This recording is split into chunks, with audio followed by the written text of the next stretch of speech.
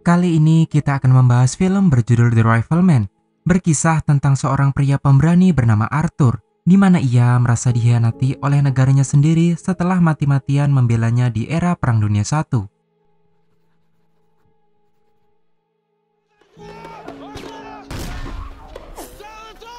Malam itu kita dibawa pada suasana mencekam saat perang sedang berlangsung. Seorang prajurit muda bernama Arthur harus bertahan dari gempuran tentara Jerman. Menggunakan pepohonan sebagai tempat berlindung, Arthur berhasil mengambil sebuah granat tangan dari prajurit yang tewas, hingga ia bertemu dengan regu Resimen 4. Arthur sendiri merupakan pasukan relawan yang tergabung dalam Resimen 3. Tak sedikit rekan-rekannya yang gugur akibat serangan tentara Jerman, sampai tiba-tiba sekaligus menumbangkan pohon di dekatnya, lalu menimpa tubuh Arthur. Meski dengan menahan rasa sakit, Arthur berhasil bangkit dan terus melangkah maju bersama rekan-rekannya. Sebelum insiden itu, tepatnya 2 tahun silam, jauh sebelum Arthur menjadi relawan perang, Edgar sang kakak menemaninya dalam sebuah perjalanan pulang. Suasana kala itu tampak menyenangkan. Sebelum sekelompok tentara Jerman memasuki pemukiman untuk melakukan pemeriksaan ke setiap rumah penduduk, sang ibu yang terlihat panik segera memerintahkan Arthur bersembunyi di bawah tempat tidur. Kemudian salah satu tentara masuk ke dalam rumahnya, sedangkan sang ibu mencoba mengalihkan perhatian dengan menawari segelas susu kepada tentara itu. Tapi tak lama kemudian terjadi kegaduhan. Arthur yang penasaran segera melihat keluar melalui jendela untuk melihat apa yang sedang terjadi. Dan ternyata 2 penduduk sipil telah ditangkap tentara Jerman karena diduga menjadi mata-mata Rusia. Sebelum tiba-tiba Baron terlepas dari ikatan, memaksa kedua tentara Jerman melepaskan tembakan ke arahnya. Tapi naas, sang ibu yang tidak tahu apa-apa justru menjadi korban. Arthur yang melihat kejadian itu bergegas mengambil senapan, namun dia terlambat setelah sekelompok tentara Jerman lenyap dari pandangannya. Sementara Arthur harus rela menelan kepahitan mengetahui ibu tercintanya telah tewas di depan matanya. Suatu hari, beberapa tentara penunggang kuda memperingatkan penduduk sipil untuk membunuh hewan ternak daripada menyerahkannya kepada Jerman. Bahkan Vanak, ayah Arthur, juga mengubur barang pribadi keluarga sampai membakar rumah mereka, kemudian pergi dari pemukiman bersama penduduk lain yang meninggalkan desa. Sejak saat itu, Arthur bersama Vanak memutuskan mendaftarkan diri menjadi pasukan relawan perang. Awalnya mereka sempat ditolak karena Arthur terlalu muda, sedangkan ayahnya jelas terlalu tua. Beruntung berkat dokumen sang ayah yang merupakan seorang sersan, akhirnya mereka berdua diperbolehkan bergabung bersama prajurit lain. Namun kini para prajurit harus menjalani pelatihan terlebih dahulu sebelum benar-benar terjun ke medan perang sesungguhnya. Arthur yang merupakan prajurit termuda sempat-sempatnya bercanda di tengah latihan, menyebabkan dirinya harus menerima hukuman langsung dari sang ayah. Di sela istirahat, Arthur sangat menikmati hari itu. Tawanya seolah melepas lelah setelah berlatih. Tanpa diduga, sebuah pesawat tempur milik Jerman mendekat ke markas mereka. Semua prajurit segera berlari menyelamatkan diri masing-masing sebelum sebuah bom dijatuhkan. Tentara senior segera merespon serangan tersebut. Meskipun mereka gagal menjatuhkan pesawat musuh, paling tidak mereka mampu mengusirnya dan beruntung tak ada korban jiwa. Akhirnya, para prajurit baru dibekali dengan atribut perlengkapan perang yang sesungguhnya. Para pasukan terlihat berbaris menunggu instruksi dari komandan, hingga keluar perintah untuk berjalan serentak menuju garis depan pertempuran. Singkat cerita, pasukan relawan itu tiba di sebuah parit. Suasana kala itu masih terlihat kondusif. Konrad dengan santainya bercanda memainkan seekor tikus. Sebelum sebuah ledakan memecah keheningan parit, bahkan sampai membuat telinga mereka berdarah akibat kerasnya suara yang ditimbulkan. Maka dari itu, Sersan Vanak segera mengambil keputusan untuk melakukan serangan balasan, atau Jerman akan menaikkan serangan mereka. Para prajurit kemudian menaiki parit, berbaris membentuk horizontal dan berjalan perlahan ke dalam tebalnya kabut. Namun Arthur tanpa sadar berjalan menjauh ke arah kiri. Arthur pun tampak tersesat sendirian. Karena panik, ia malah melepaskan tembakan yang mengarah ke sebuah pohon. Tapi tak lama kemudian, ia pun bertemu dengan anggota yang lain dari arah berlawanan. Karena terbatasnya jarak pandang, satu persatu rekan Arthur tewas tertembak oleh Jerman. Perlahan-lahan mereka pun mendekat ke posisi musuh. kemudian dengan cepat melancarkan serbuan ke pertahanan musuh. Pertempuran dahsyat tak bisa terhindarkan, sedangkan Arthur berhadapan dengan seorang tentara yang sama-sama masih muda. Dengan perasaan canggung bercampur takut, tanpa sengaja tiba-tiba prajurit muda itu terdorong dari belakang dan tertusuk bayonet Arthur. Namun sesaat kemudian menyebabkan kepalanya terbentur parit dan pingsan. Setelah tersadar, kini keadaan sedikit membaik. Menjelang malam, Arthur bersama anggota lainnya harus bertahan, mengembalikan senjata yang mereka pakai pada pertempuran sebelumnya, memakan makanan seadanya, bahkan melepas penat dengan tidur saling berhimpitan. Pada pertempuran berikutnya, Arthur bersama anggota yang lain tengah berada di sebuah parit menunggu perintah. Tapi salah satu prajurit tewas tertembak saat sedang memeriksa situasi. Vanak menyimpulkan bahwa itu adalah perbuatan dari penembak jitu atau sniper. Ia pun meminta sukarelawan untuk memantau musuh, lalu Arthur pun memberanikan diri menjadi relawan. Memanfaatkan tingginya semak, Arthur bersama rekannya perlahan mengendap-endap mendekati musuh, hingga akhirnya mengetahui keberadaan dari si penembak jitu dan langsung menyekapnya. Namun Arthur justru ragu membunuhnya. Sampai secara sengaja pria tersebut menekan pelatuk senapannya untuk memberi sinyal. Setelah ketahuan, kedua orang itu seketika dihujani tembakan bertubi-tubi oleh musuh, sementara Arthur harus rampung ketika sebuah peluru bersarang di tenggorokannya. Dengan perasaan cemas, sang ayah segera membawa Arthur ke tentara medis. Ia harus merelakan anaknya meninggalkan perang untuk mendapat pengobatan. Untungnya Arthur masih selamat dari maut ketika salah satu dokter berhasil mengeluarkan peluru dari tenggorokannya. Setelah menjalani beberapa pengobatan medis, cedera yang dialami Arthur perlahan pulih, tak lepas dari seorang gadis muda yang berhasil merawatnya dengan baik. Arthur yang tampak penasaran memberanikan diri berkenalan dengannya. Dan wanita itu bernama Martha. Kedua orang itu pun ternyata sedikit menunjukkan ketertarikan satu sama lain sebelum Arthur kembali ke medan pertempuran.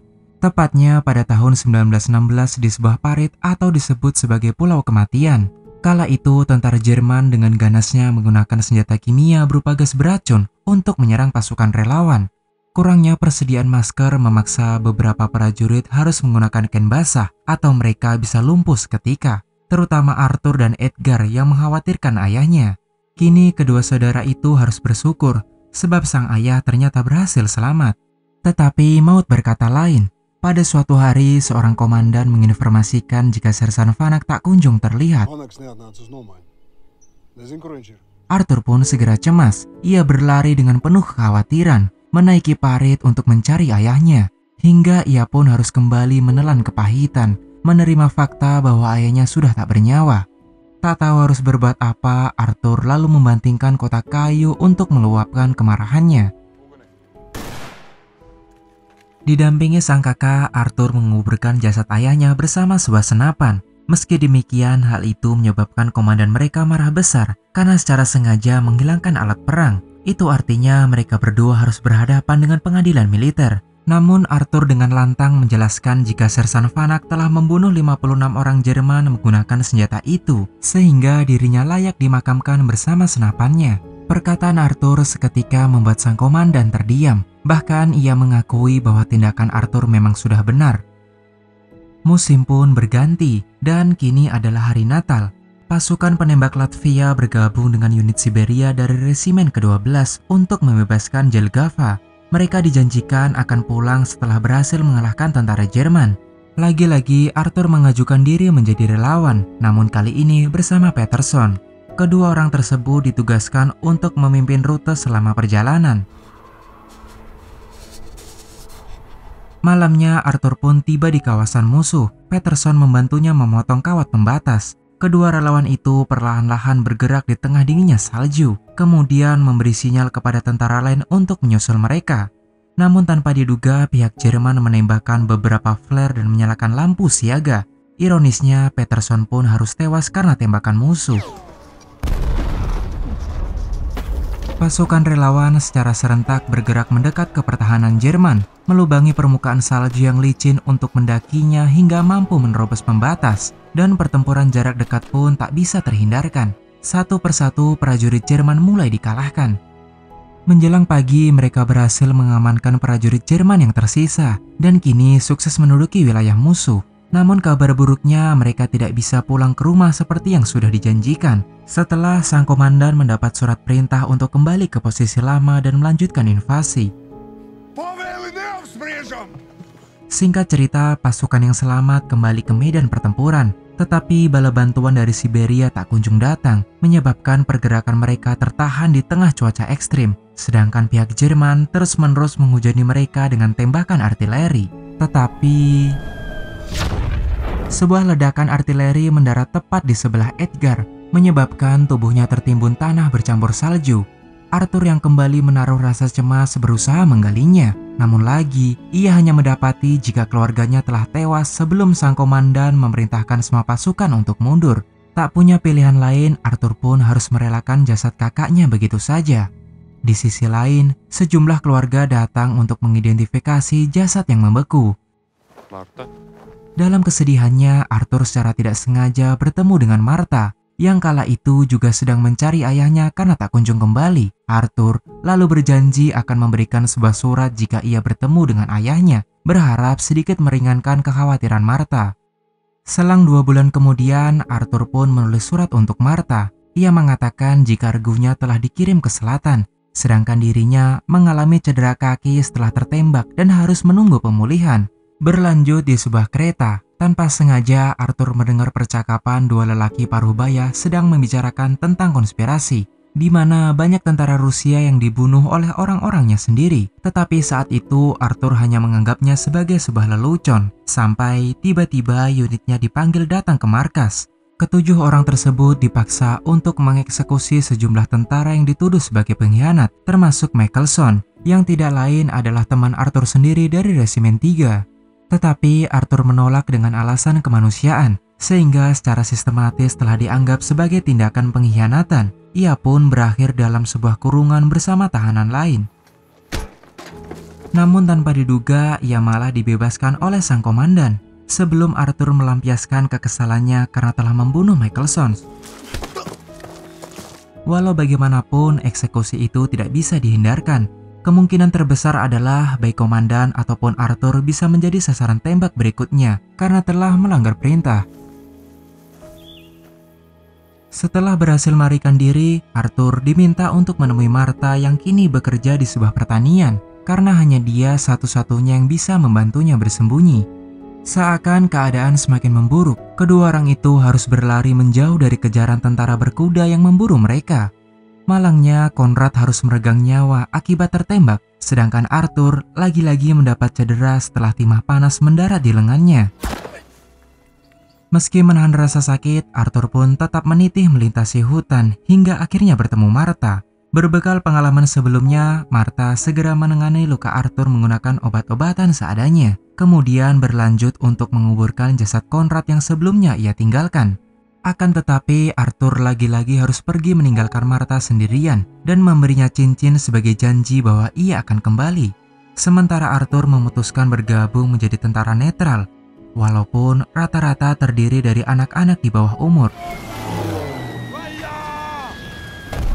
Ironisnya, ternyata anak-anak itu sangat ketakutan terhadap gempuran musuh. Tentu karena tidak mempunyai pengalaman tempur sebelumnya. Berlindung di balik parit adalah pilihan tepat demi nyawa mereka, tapi tidak dengan Arthur. Dengan gagah berani, ia membimbing bocah-bocah itu untuk tidak gentar menghadapi musuh. Ia memperagakan cara ayahnya memimpin di medan pertempuran, seakan figur sang ayah melekat pada dirinya.